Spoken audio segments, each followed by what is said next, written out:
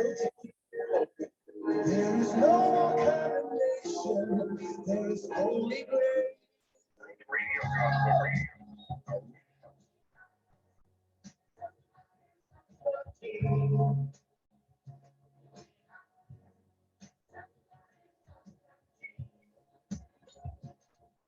Fourth Radio Gospel Radio, our way to heaven. One king and one kingdom making people feel like family. Yes, my daddy's the best. Growth Radio is growing with a new program, Who's Your Daddy? Every Sunday evening from 6:30 p.m. to 7:30 p.m. Who's Your Daddy? Every Sunday, 6:30 p.m. to 7:30 p.m. on Growth Radio, RadioTT.com. Good evening and welcome to all Growth Radio listeners. Whether you are listening to us from near or from far, we welcome you this evening. We're so glad to have you. Those of you who are listening to us on TuneIn Radio, Radio Garden, Listen to My Radio, radio.net, My Radio Hut. Those of you who are on YouTube and streaming live on Facebook, we welcome you. We're so glad to have you. We want to say thank you for your support and for your listenership. We value your listenership so much. We value your comments, we value your prayers, and we thank you. We can't thank you enough just for being who you are and for staying with growthradiott.com. This evening, we want to welcome someone known to many, perhaps not known by many. There are some of us who grew up with this person, knowing this name. Some know a lot about him. Some think they know a lot about him. Some know a little bit and some in between, and perhaps those young ones who are coming up now, some have never heard about this person, but we are so honored to have this icon. I call him a cultural icon. He's a friend of the arts. He's a friend of the culture. He's a son of the soil. He's a Trinity the bone, among so many other things. And I really want to give him a warm Growth Radio welcome to the only one. I have to say the only one, Errol Fabien, to growthradiott.com. Errol Fabien, welcome to Who's Your Daddy platform on growthradiott.com. Good evening. Wow, Charisse, good evening. What an introduction. God bless you. Howdy doody and love ups to all of your listeners and viewers, wherever in the world they may find themselves at this time. It's good to be here. All right, I'm glad. Thank you so much for accepting our invitation. How could I refuse? I had no choice. I'll try that. On Growth Radio, I always say this, we honor fathers. We honor fatherhood. We honor the office of the father. There are many stories that we can tell. I've got my story, and tonight, Errol is going to tell us his story about his father. And I mentioned this before in another segment of this program about fatherhood. This book that I was reading by Paul Teskey, The Father's Blessing and Healing the Father Wound. Here's what he said. He says he believes that one of the most powerful relationships in a person's life is that relationship with his or her father. He said this relationship is the key to living a successful and prosperous life, a prosperous life, or a life shaped by striving, struggle, and emptiness of the soul. So prosperity, when he's saying prosperous, and he's talking about prosperity, he's not only talking about prosperity in your finances, but the prosperity of your mind, your body, your spirit, and your soul, all of the above. And this program is about honoring that, and really for encouraging fathers, encouraging men everywhere, whether you're a father yet or not, that you are valuable, that you are important to the earth, to the world, to humanity, and we love you and we want to encourage you. And so tonight we have to ask, as we ask every guest, and tonight we have Errol Fabien here, and we want to know about where he come from whose loins did he arrive? We have to ask the question, Errol Fabien, who's your daddy? My daddy is Andrew Esmond Fabien. He was Fabien. a teacher and then a school's principal. Yeah. He was a very, very hardworking man. Okay. And I have a lot of my ways and traits in life today I gleaned from my dad. Yeah, so he was a school teacher. What else you said? A school teacher.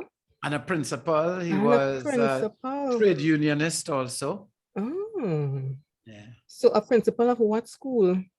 He was a teacher at Rancho Comado government. No, his first principal assignment, his first assignment as a principal was at Rancho Comado government. Then he became principal of Guapo Government School. He was a Right. teacher at Guapo before and a teacher at Clark Rochard government before. Okay, okay. So you said a lot of his traits you got? Yeah. Like what? Well, I work every day. And my daddy worked every day. He was committed to teaching people, as am I. I love when young people come to the GAYELLE that I can show them how to do this and how to do that and make them aware of themselves and the history of Trinidad and Tobago and so on. My father, he would give lessons in the morning before school. He'd give lessons after school. He would go to the youth camp and teach. You know, he was perpetually passing on knowledge. Wow. In his case, academia, in my case, hands-on, but perpetually. So he had a passion for teaching others. Indeed, and he had a thought that he was a comedian, but he was not.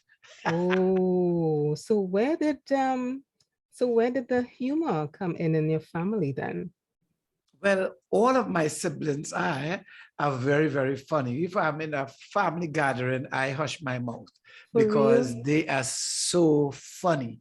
But Daddy would always come home and say, here this one, and always have a joke to give us. In fact, my first routine as a comedian at the talk tent was all Andrew Esmond Fabien jokes. Serious? Your teeth demanding you give him any money for it? All. I give him credit. Okay. Nice. So where did Andrew Esmond Fabien grow up? He grew up where he taught? The same place, No, in he the same grew location? up in the Hindustan area.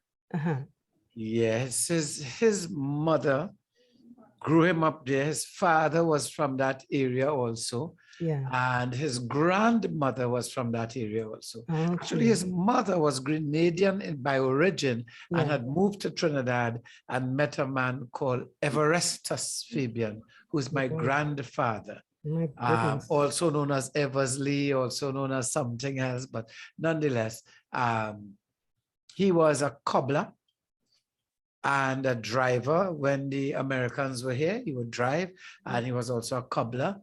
And it is from his loins that Andrew Esmond came into the world. Look at that. Look at that. It's nice to map the family tree, you know, to see where you came from. So that's wonderful. Thanks for sharing that, Errol. I really appreciate that. So what else was your dad known for in Guapo and in Rancho Quemado? A lot of people came to my daddy for recommendations to get into police service or fire service or the army.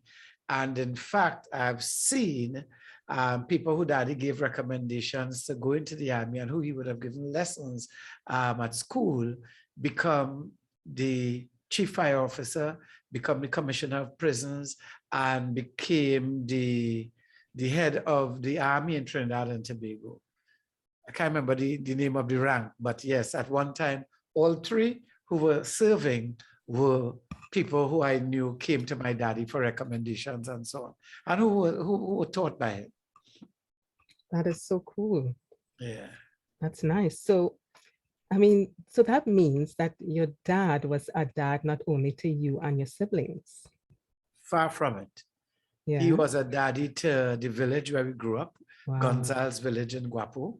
And he was also significant. He also played a significant role in the starting of the Trinidad and Tobago Teachers Union, which was the forerunner to Tutor, which is the Yeah. existing union for teachers today. What? Okay, that's big. That's Yeah, it was a significant. serious That's trade significant. union.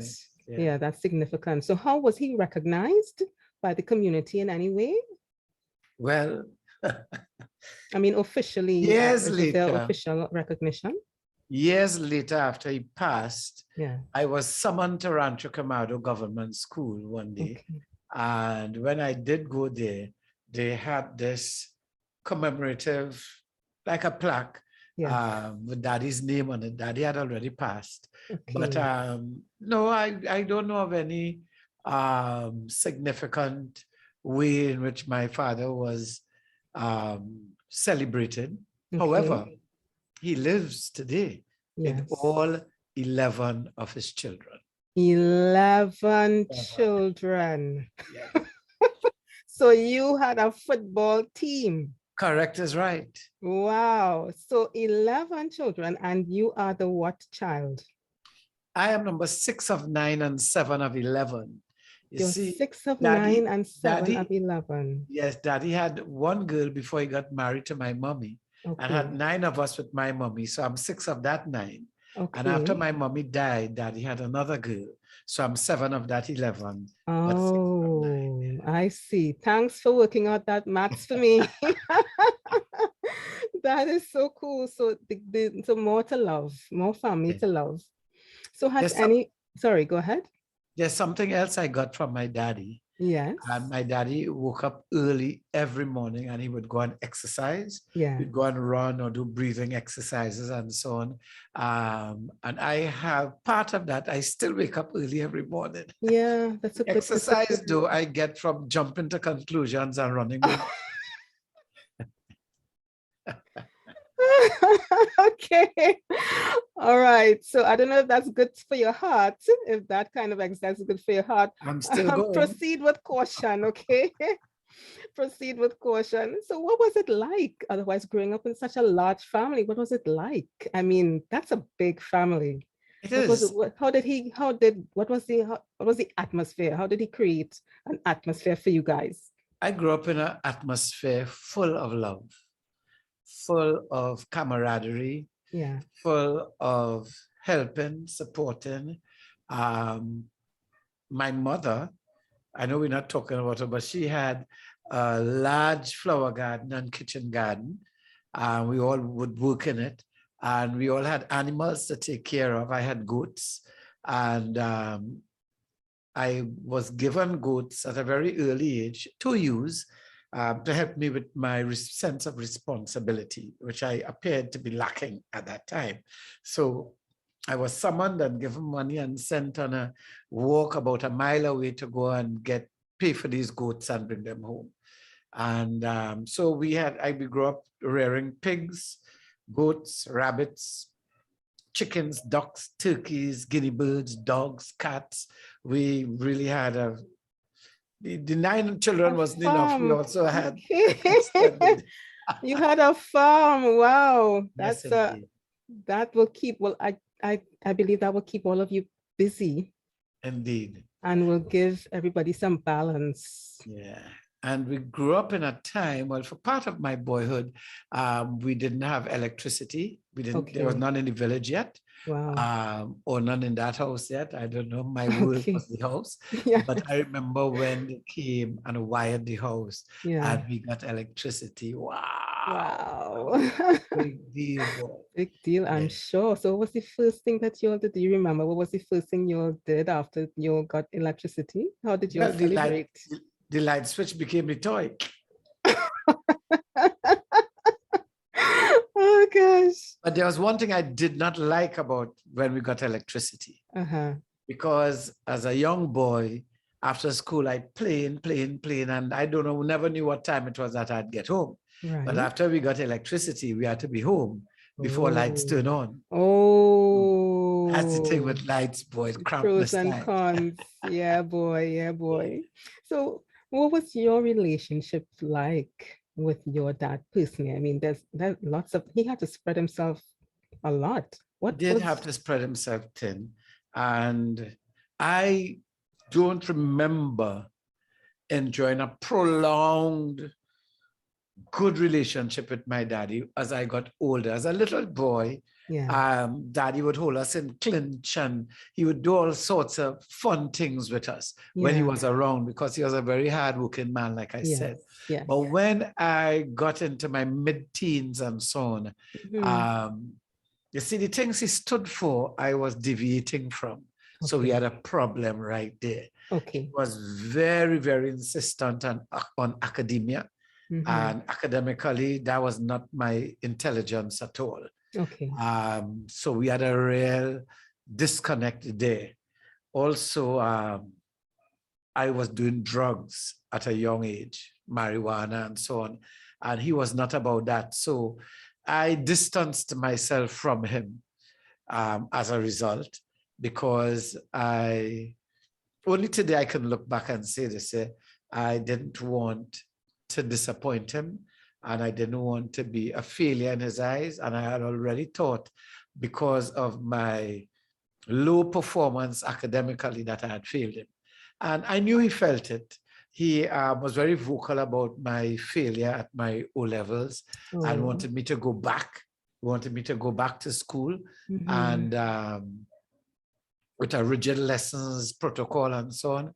And really and truly, by then, school was in the way of my drugging, so I would have none of it.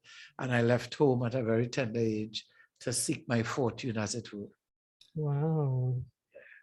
What a story. So, but having a dad, I mean, you had a dad, he was there when he could be, Yeah. but he wasn't there enough to get you away from the rogue elements. So how did Well, you get involved? How if did I you get tell involved you, in drugs? I don't think there was anything or anyone who could have redirected my path in life as a young man. From very small, I saw adults smoking, and I knew I am going to do that. And the Wow. first opportunity I got, I Yeah. did it, which Look was at with that. Gazette paper, of course. Yeah. And then different bush and all kind of thing as I Okay. grew and got more brazen about it. Yeah. Yeah. And yeah, and the time I was growing up too, in the 70s, there was a kind of a movement, a kind of a consciousness, a kind of a self-righteousness even in the society, because we had just come out of the Trinidad and Tobago Revolution of 1970, when African people and Indian people having their qualifications would finally get jobs that only the French Creoles and the local whites and so on would have gotten. Yeah. And so it was a kind of a pouring time. This was around the time when FM radios were just coming into existence. Yeah. A lot more people were having telephones in their home. Bob Marley was on the radio. You know, the Jackson 5 was going up, Sparrow Kitchener. You know, there was a lot of excitement going on. Yeah. And marijuana was in the center of it. And that's what the guys did on the block when I was growing up. And I was finding myself on the block, although daddy didn't really want me out there on the block. But I was finding myself, my mother was a very, very, very pivotal figure in my life. But she died when I was 14. Wow, And yeah. I'm so sorry. Yeah, you know, I still miss my mother.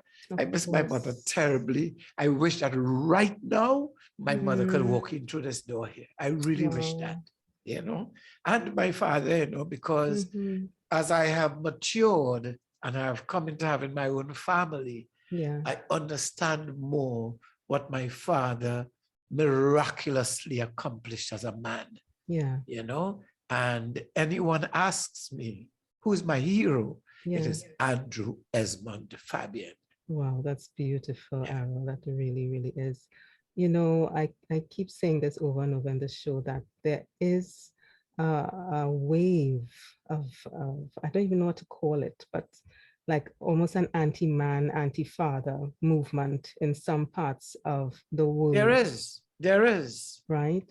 And I want to ask you again, why do you think that fathers are necessary? Do you think fathers are necessary? Do we need fathers? Do we really need fathers? Because I'm hearing some groups saying that children don't need a father. They got two parents that are female, and that's all good. And then you had the next group that's saying two males, the child doesn't need a mother. So in each group canceling out each other.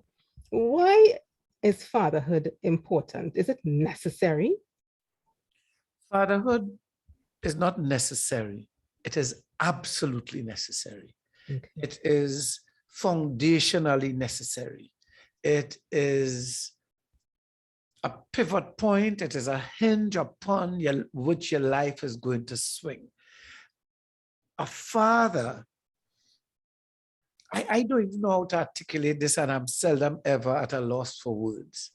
But so many studies have shown that a very high percentage of young men who are in prison are young men who grew up in homes without fathers. And there are copious studies done on this in the Caribbean and in the what we refer to as the first world.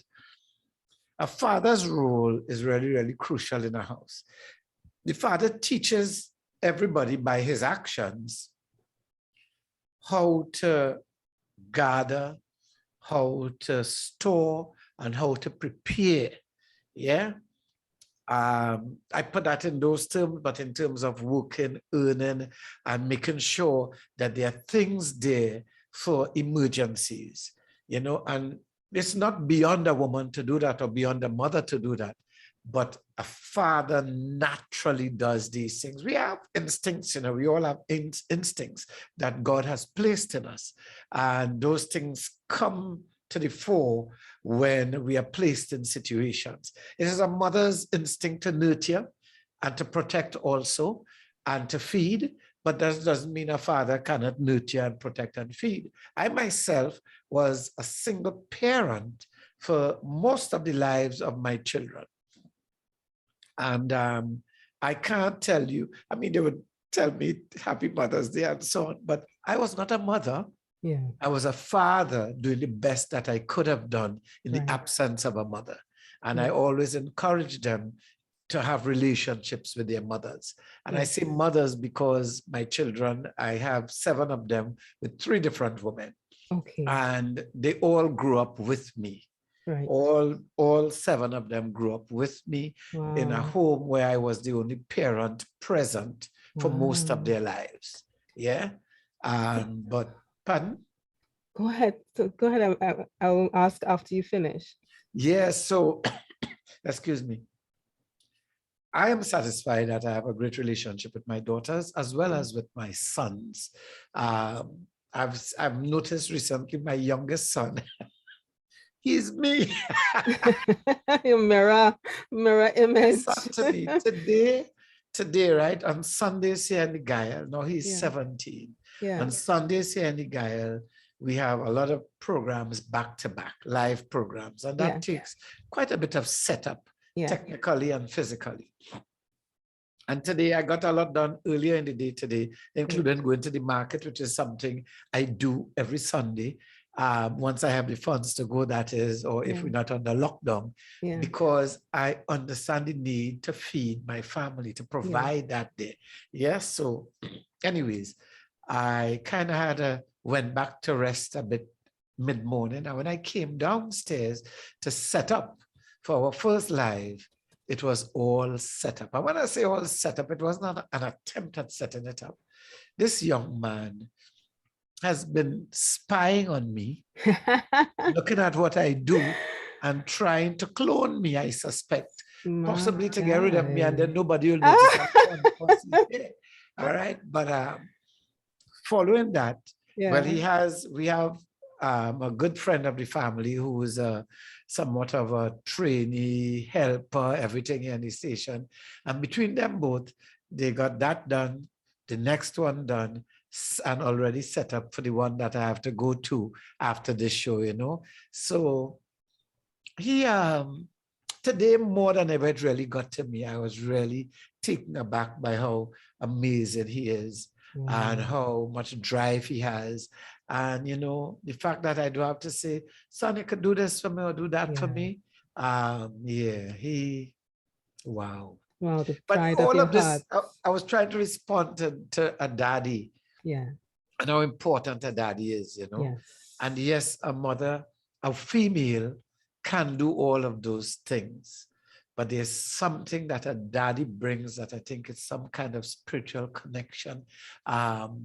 We start life with our daddies, eh? We start life with our daddies and in our daddies. And I don't know what it is, but daddies rock and daddies are, a daddy is essential. I agree, agree. Yes, the seed. I mean, it's the seed of the man, right?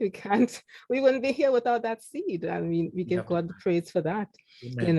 and yes, we believe that at Growth Radio, that dads are essential.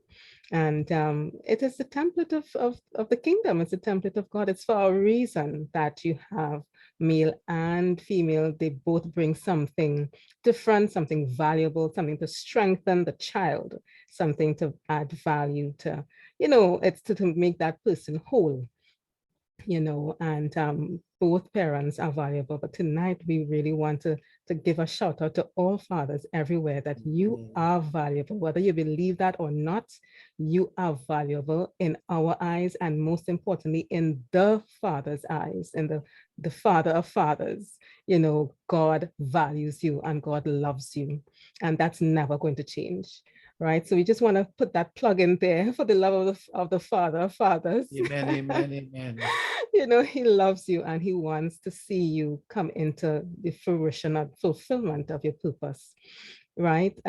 So with those children that you said you raised as a single father, how did you see yourself grow yourself as a man, as a human being, as a father? What did that do to you? Did you Like, say the take me children I back to your raised? first one. Did you say the children I raised? Yes. You had to flip that script because they raised me. Oh, okay. It was Oh. the loving task and loving chore of being there and waking them up on mornings, going for our walks and getting them ready for school and packing their lunch and making their breakfast that grew me up into the man that I am today. My foundation from my home, from my own parents, and more than anything else, taking care of these children. When I became a single parent, my children were 14, 13, 12, 5, and 4, or 6 and 5, somewhere around there. But those teenagers at the time, my 14, 13, 12, never lived with me with a mother in the home. And those children are now 39, 38, 37, and they just doing their thing, living their lives, doing great, did what they wanted to academically and are in the fields that they want to be in now. And my 29 and 30-year-old are both also in the fields that they want to be in and excelling. And I have 2 teenagers. They are 19 and 18 this year. And I have another 18-year-old by marriage. So I have 3 teenage boys now. And they are all pretty much in the field or in pursuit of their area of studies that they want to be in. Wow, your quiver is full, your cup overflows. That's Indeed, beautiful. You're a proud daddy. Well, very, very proud daddy. That is so awesome. And that that knowledge, even in that affirmation from a dad, you said earlier, when your son, when he set up the studio for you while you were sleeping. I mean, and you are affirming that you were so proud of him. You were taken aback, you said, I you were told him that today. overwhelmed. Yes. And it's that, important to say these things yes, to our children. Yes. Yes, that's the point. Yes. Sometimes it's so easy to let them know when we are dissatisfied or displeased Yeah. that we lose track of letting them know when we are satisfied and when we are in fact pleased, Yeah. and that's a very scary thing. I knew I was loved by my parents, and I want my children to know that I love them. So I have to say it to them, because I have other people coming to say that to them, and they mustn't be hearing it for the first time for it to be, wow. Yeah. They must know, okay, cool, but they're accustomed to that. Yes, I agree. I agree. So tell me, did your dad do a lot of that when you were growing up? Did you have a lot of affirmation? I know you spoke a little bit about the negative part, but was there more positive than negative? My daddy pushed us, and he would push us in the right direction, based on his sense of values and so. He really wanted to see me in a government job. Alas, but my daddy gave us good feedback, and I witnessed him giving good feedback, and I got good feedback also. It was not for academia, but I got feedback from my daddy, and daddy loved to do things with us. He would take us to the beach for like 2 weeks when the August holidays come. Wow. And nice. that was like going to a resort in Paris for me. it was wow, it was over the top. Yeah. And we would go to Chatham or to Granville or Lossiro, and he would rent a beach house, and we would all be there, and he would tell us stories. We would sing, we would play games every evening. We'd play games, all of the games, all of the typical games. We would play all of them.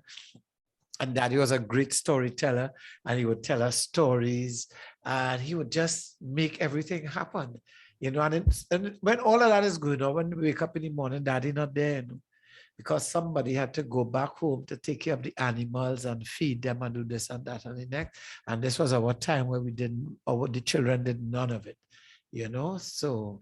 Wow, that is awesome. That's beautiful memories. Those memories don't leave children, Yeah. And that's why it's so important for parents to create good memories with your children, because children never forget these types of memories. They don't leave. They don't leave. They don't leave, So I'm so glad you were able to have that experience with your dad. And so since you had that experience with your dad, how did you growing up with your kids, how did you create memories with your kids? What are some crazy things you did with them? Well, they all loved the beach a lot, so I took them there as often as I could have. But something that they would remember with me is that our morning walks. Morning walks happen every weekday morning, before anybody started getting ready for school or anything. And that's when we would talk. I was accused when my two youngest ones, when I started walking with them, people, and I never used to walk around Arangue, Savannah, but I'd moved and so on, nonetheless. And they see me walking with these little boys, this is how they used to say, "You wicked boy." What? I live to see so many parents come out with their children on mornings for those walks. And today I don't walk with them anymore. They're big now. Once you want to SCA is your choice if you want to walk or not. Yeah. But that's something we did. Cooking is also something that we spent time doing. Not a great amount of it, but my children would be in and around the kitchen when they were younger, when I was cooking, like especially Sunday lunch or making broth on a Saturday kind of thing. Yeah, and that's something we enjoyed. We very much enjoyed Christmas morning, although Christmas is not my favorite day since I lost my mommy. But Christmas morning, opening the gifts with the children and talking and laughing. And one thing my children and I have done a lot is laugh. We laugh at everything. We laugh at each other. We laugh at everybody. We have a good laugh, and they have a great sense of humor. All of them, I think. Nice, nice. So it's a family of love and laughter. It's tons of love and laughter, tons of it. That is We so have true. our crises that come along, of course, Mhm. but that's when we band together even tighter and even stronger. Yes, and I'm glad that you said that, because you are creating your own legacy. So your dad had a legacy to follow from his dad, and he had a legacy that he created with his children, you and your siblings, and now you took that responsibility seriously as well to create a legacy of love and laughter. So with regards to your dad, again, going back to Yeah. Andrew Esmond Fabien, do you remember one thing in particular that you just was in awe of your dad about, something that you just admired about him the most, something he did or perhaps said, or that you just gobsmacked? Gail, I cannot identify one thing. Daddy was a health conscious man, and he would do these bush things from time to time, these coolings with calabash, 3 calabash, 3 sapodilla, and 3 calabash, sapodilla, and soursop leaves. Those 9 leaves, he'd boil them and he would put it in the fridge and drink that as a cooling. He was big on animal protein. I was never that guy. So much so at age 14, I stopped eating meat. But Daddy was big on animal protein. He was big on fruits. When Daddy brought home oranges, he would bring home a crocker's bag full of oranges. You know, Nice. he was big on exercise, Yeah. and he would also, like on morning, sometime he would take the yolk of an egg and squeeze a half of an orange into that and mix it up. And something else he used to put, I can't remember. And he would have that as like his tonic, his homemade Strength. tonic Yeah. every morning, you know. Wow. So from him, what I got was a lot of ritual in terms of routine, and routine is an important thing in my life. Okay. And right now I feel as though it's slipping away from me, because routine was important, especially when I was bringing up the children, and you had this time for this time for that time for that. And now they're gone and they're big. Right. And I've kind of like at sea, What to do? Yeah. Yeah. Wow. We'll see. Yes. Yes, there's a new adventure. You have to find a new adventure, right? I do, I really do. Yes. So what was Andrew Esmond Fabien's philosophy of love? Fabien, lo siento. Yeah. Désolé. What was his philosophy about love? What did he teach you about love? By my seeing him, yeah, he would sit with my mother on the gallery on afternoons when he came home, and they would chat, they would talk. She would do his soft drink and milk mixture and have some biscuits, cakes and cheese or something. And they would sit on afternoons, and I always looked at that. His love language to me was spending time. Okay. And of course, he and mommy would have their differences whenever they did. But he also started traveling to Europe and different places in the August holidays. So part would be with us at the beach and so on, and part would be with mommy on a trip somewhere. Nice. He taught us about God also. Okay. But he was very different. We all had to go to Sunday school until the age when you finished Sunday school. After that, you assure the church is there. Yeah, your choice. You go if you want to go. Right. But on a Sunday morning, we would pray as a family. If we were all at home, whoever was at home, he would pray with us on a Sunday morning. We'd all kneel around his bed. Wow. We would pray. He would pray and lead us. Very special. That's very special. Wow. And that is one of the things that it's one of the responsibilities of a dad, to really guide and to show their children, to point to the father and to understand who the Father is, and to honor him as well. That's awesome. And I'm glad he was able to do that. So what else? What other philosophies did you pick up from your dad that augured well for you in your life? My daddy always said education first. Is something I have promoted in my own children. But today, so very much today, I keep that. But today I understand education is not just academia. So you would find that daily pretty much, I would go to the University of YouTube and look at some DIY or some other video to learn something or get a perspective on something I Yeah, can do learn that is something. new to me. I Yeah, do that yeah. pretty much every day of my life today. Wow. You know, Yeah. today I was looking, today I look at about 3 of them, you know, woodworking videos. I've started doing a bit of woodwork in my life.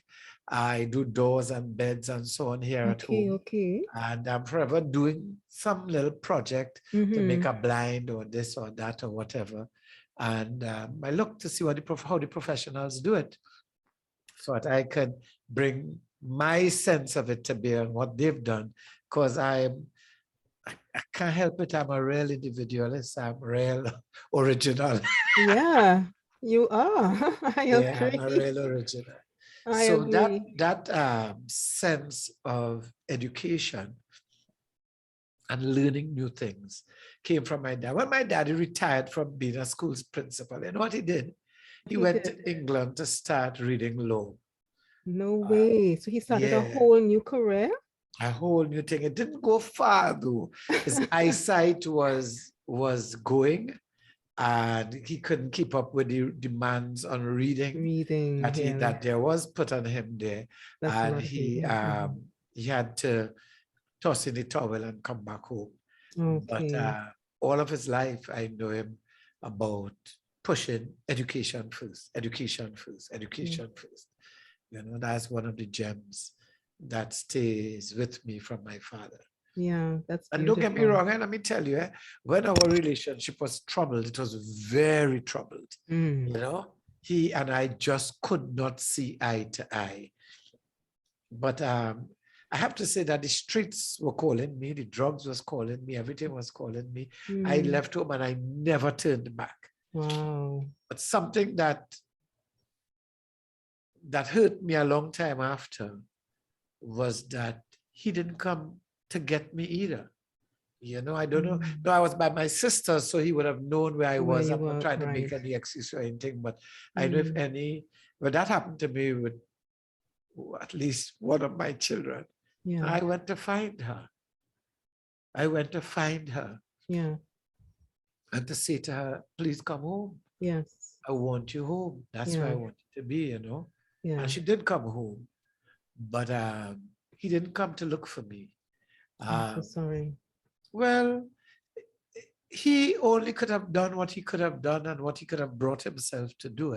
True. I didn't understand it then, but I understand it now.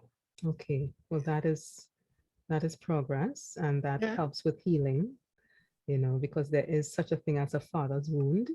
And many children, you spoke about it earlier, those who are in jail, those who are in remand yard, you know, because of that lack of fatherhood, that lack of fathering, or even a father might be home, but he might not be present in terms of his presence might not be impacting a child's life in a way that is essential. So as you said, you know, our parents can't do more than they could do. And we love them still. We love them still. With you all know, of my heart. Yes, yes. So we give God praise for your dad, Errol Fabien. We really appreciate you sharing. Is there anything else you'd like the world to know about your dad? I mean, we have a little bit of time left. We could still celebrate him. We could still celebrate him. He taught many people. I mean, he taught thousands of people. He had an illustrious and full career as a teacher.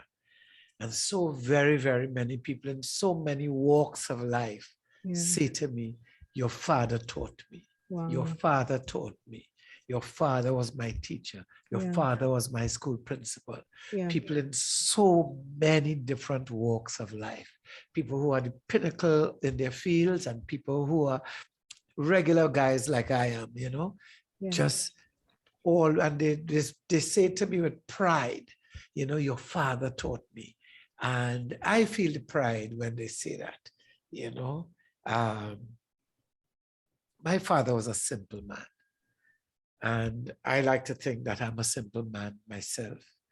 My father would cook sometime. When my father cooked, it was a big treat, you know, at home. And I like to cook, and I like to think that it's a treat. And I cook, you know. My daddy never placed ceilings in our home. We were all brought up in the belief and the knowledge that we can be whatever in the world we want to be. Wow. And that's the biggest, Big. greatest thing about my father. That's big. There were no ceilings. I remember I had two sisters Yeah. at Naprima Girls High School at the time of the marches for the 1970 revolution of Trinidad and Tobago, known as the Black Power Revolution.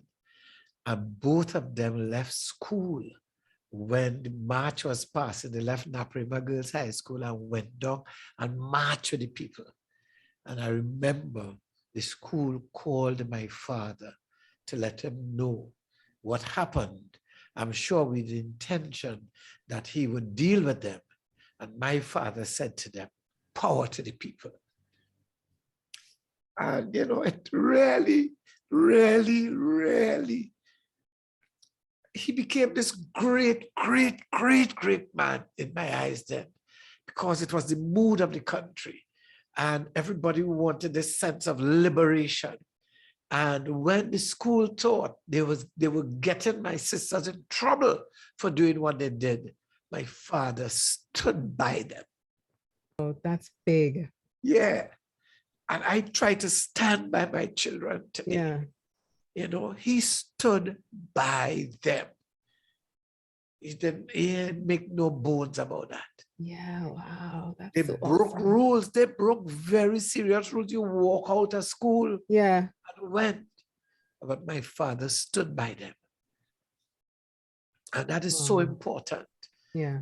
Parents to stand by our children. Yes.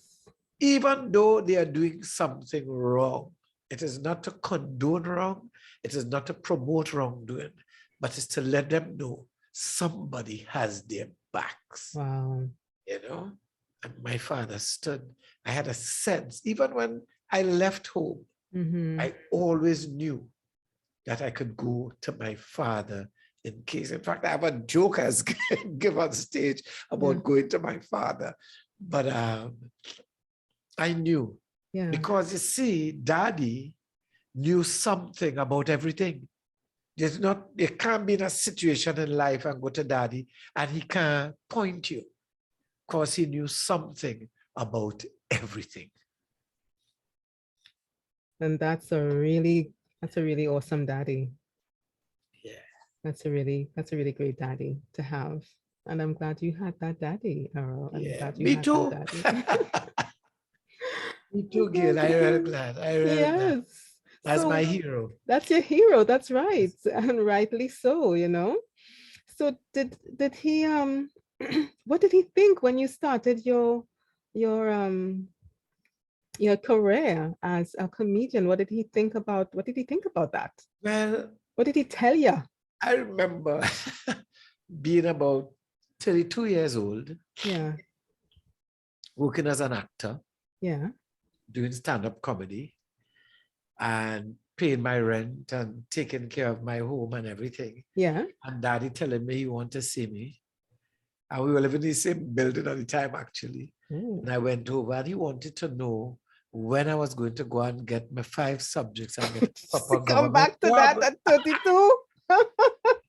When I'm going to get a proper government job. He was so concerned that the arts did not hold for me a future. Yeah. But I would tell you this. When Central Bank Auditorium opened, I was in the first play that was there. It was a play by Pearline to Springer called Teja and Marikit. And I played a king, the good king in that play. Yeah. And my father, the real good king, Yeah. was in the audience. Wow. Yeah. That is awesome. What that must have done to you. Yeah, it was really awesome having my daddy sit there. I really wanted my mother there too, but alas, she was already gone. Yes. But daddy seeing me on stage was a real mega deal for me. Wow. That is awesome. And, you know, as I said, these things don't leave us because a father's influence on a child is so critical. You know, it's so impactful. We can't underestimate a father's influence and a father's value in a child's life. We just can't do it. We can't do it, you know. And what would you say? What would you say to your dad if he were on? I mean, I'm thankful Jillian is here. Your wife, your beautiful wife is here. But what would you say if your dad was also on Zoom with us this evening? What would I say to my father? Mm-hmm. 2 words really, you know. Thank you. Mm-hmm. Yeah. That's sweet. That's sweet, yeah. Because it's that speaks volumes. And that just goes the gamut, right? It covers the gamut of all that he's done and all that he's been to you. And we are really grateful. We're grateful to your dad. And we want to say, you know, thank you, Jesus, for Errol Fabien's dad. We are grateful and we're delighted that you came and shared with us, Mr. Errol. And, you know, if you are available, we'd love to have you back to talk a little bit more about him and even as yourself as a dad and the importance of fatherhood. No pressure. No pressure. It's an open invitation. We might be able to make that happen. You never know. All right. All right. I'm sure many people want to know, you know, what kind of dad your children have. And I don't know if any of them might be available to even talk, to even be with you. Not at that point. No, not tonight, but definitely we'll have to plan that. We'll have to. I will tell you, the last thing you find out about them is who their daddy is. Oh yeah. Yeah, it's quite a bit to walk through life with that Errol Fabien is your daddy. Okay, you know, it seems as though it is a bar, a marker, all kinds of things for them, you know. If they do something, they feel because your father is, you feel you could.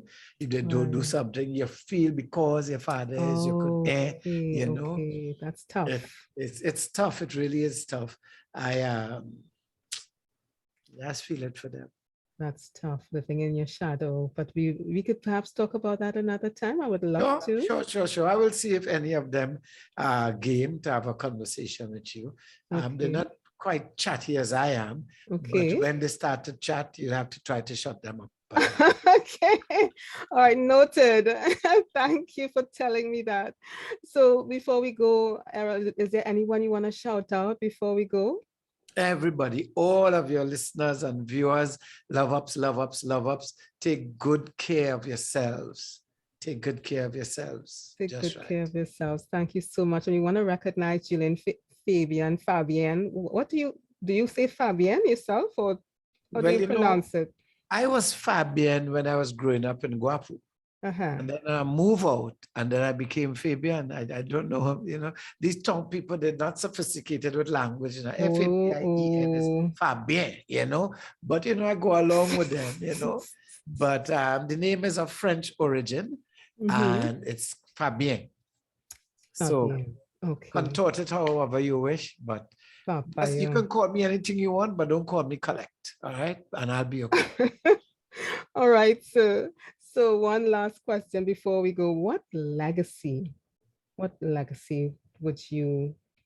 you want to leave for your children and your children's children?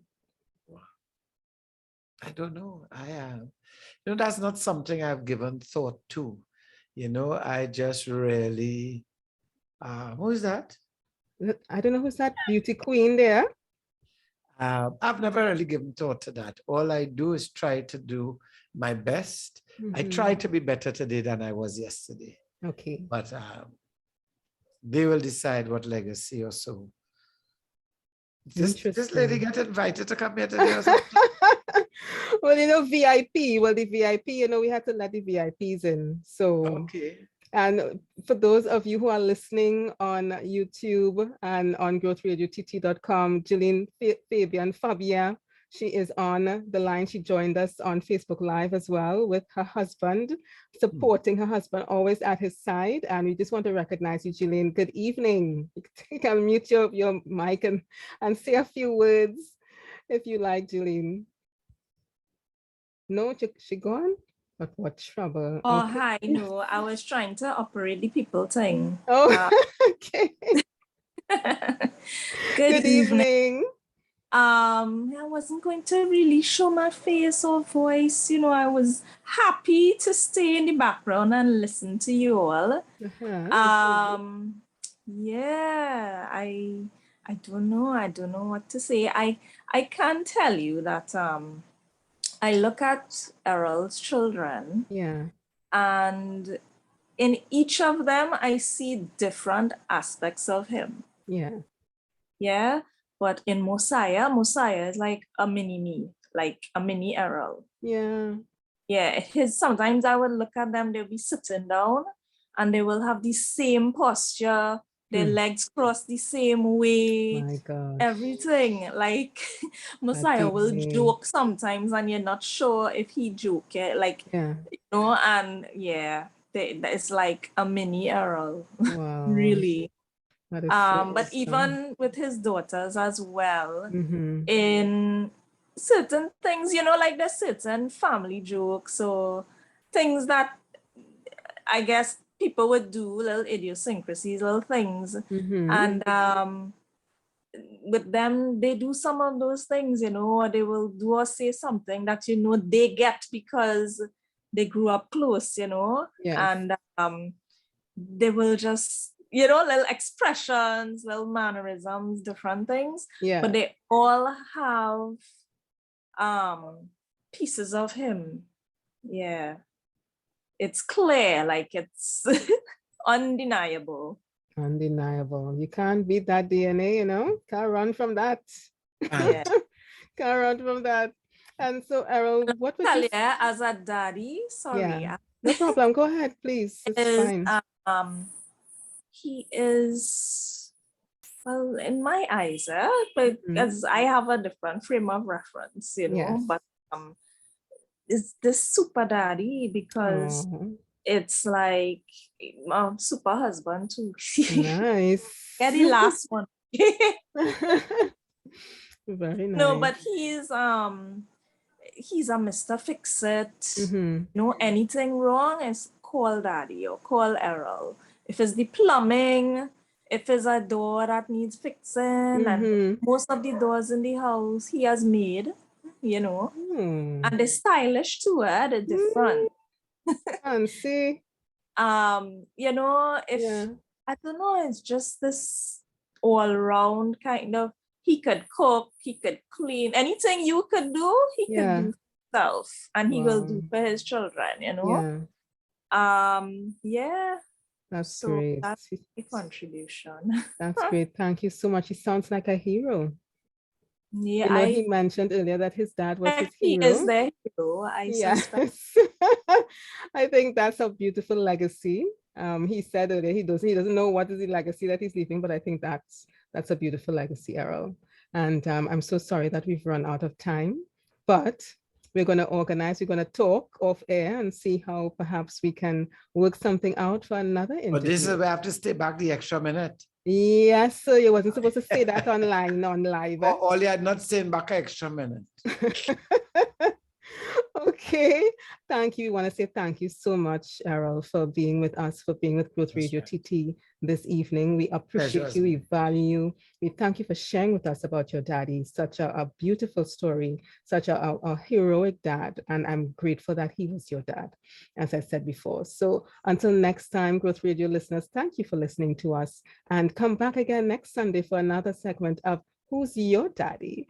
And stay tuned for another show on Growth Radio TT. And we want to say thank you and good evening, everybody. Bye-bye. Thank you. Bye-bye. Growth Radio is growing with a new program, Who's Your Daddy?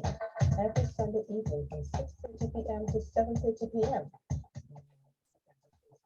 Who's Your Daddy? Every Sunday, 6:30 p.m. to 7:30 p.m. on Growth Radio, GAYELLE.com.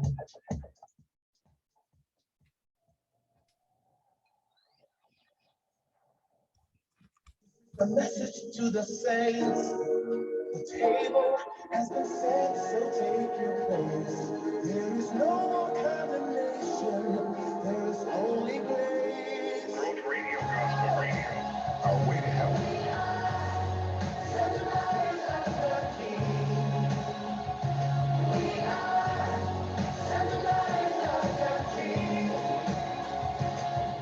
Growth Radio, Gospel Radio, our way to heaven. One king and one kingdom making people feel like family.